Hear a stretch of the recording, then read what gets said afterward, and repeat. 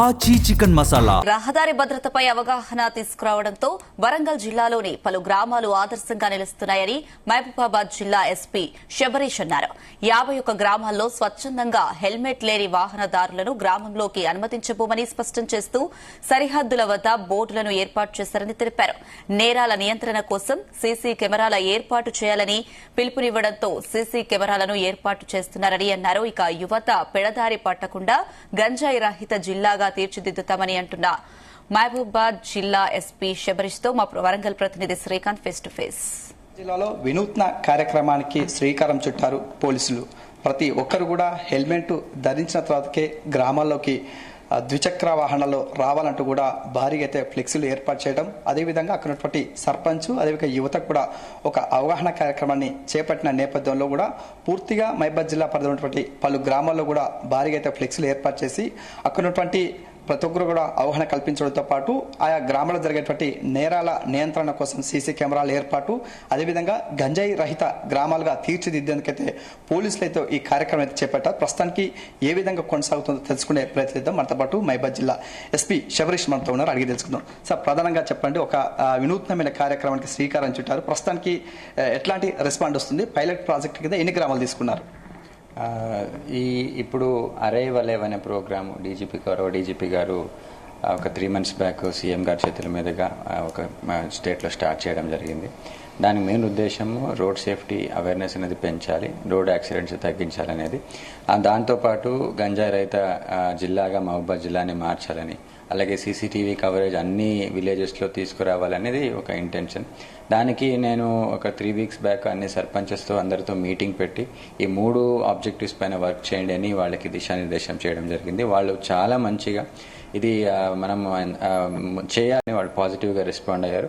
అందుకే మనం ఇప్పుడు ఇనీషియలీ ఫస్ట్ ఫేజ్లో ప్రతి మండలానికి 2 జీపీ లాగా, ప్రతి మున్సిపాలిటీకి 3 to 4 వార్డ్స్ లాగా తీసుకొని వాళ్ళందరికీ మళ్ళీ సపరేట్గా మీటింగ్ పెట్టి వాళ్ళందరూ కూడా ఒక గ్రామ సభలు పెట్టి రెజల్యూషన్స్ పాస్ చేసి మన గ్రామంలో అందరూ కూడా హెల్మెట్ ధరించాలి, గంజాయి రహిత గ్రామంగా మార్చాలి, సీసీటీవీ కవరేజ్ తీసుకోవాలి అనేది వాళ్ళందరూ రెజల్యూషన్స్ పాస్ చేసుకున్నారు. అలాగే ఈ ప్రోగ్రామ్ ఇంప్లిమెంట్ చేయడానికి వాళ్ళందరూ కూడా పోలీస్తో పాటు ఎస్ఐలు, సిఐలు, డిఎస్పీలు ఇంటింటికి తిరిగి వాళ్ళకి అవేర్నెస్ కల్పించారు. అయితే హెల్మెట్ ఎంత వరకు ఇంపార్టెంట్, మీ ఊర్లో కానీ ఎవరైనా గంజాయి తాగే వాళ్ళు ఉంటే వాళ్ళకి సమాచారం, వాళ్ళ గురించి మాకు సమాచారం ఇస్తే వాళ్ళని డీఅడిక్షన్ సెంటర్కి పంపించి వాళ్ళని ఒక మంచి భవిష్యత్తు కోసం మార్చాలని ఇంటింటి సర్వే చేయడం వల్ల ఇప్పటికీ ఈరోజు చాలా మంచి రెస్పాన్స్ ఉంది.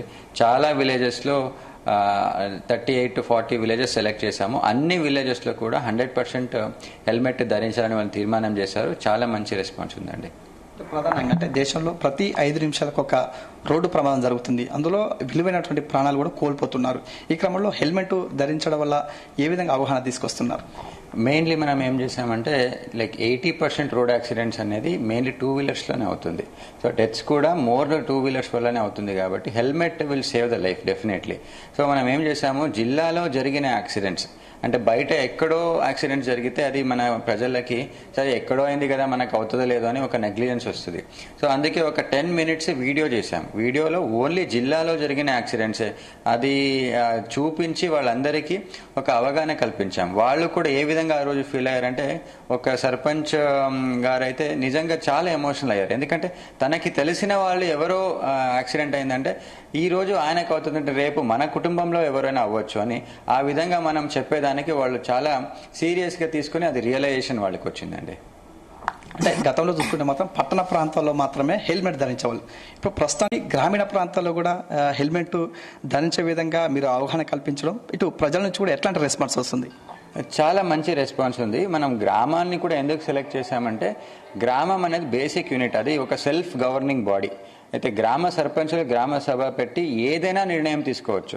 సో ఇప్పుడు హెల్మెట్ లేకుండా గ్రామంలో రానివ్వద్దు అనేది వాళ్ళ యొక్క గొప్ప నిర్ణయం. అది మనం చేయాలంటే 100% గ్రామం సెలెక్ట్ చేస్తే ఇప్పుడు ఓవరాల్ 482 జీపీ ఉంది మహబూబాబాద్ జిల్లాలో.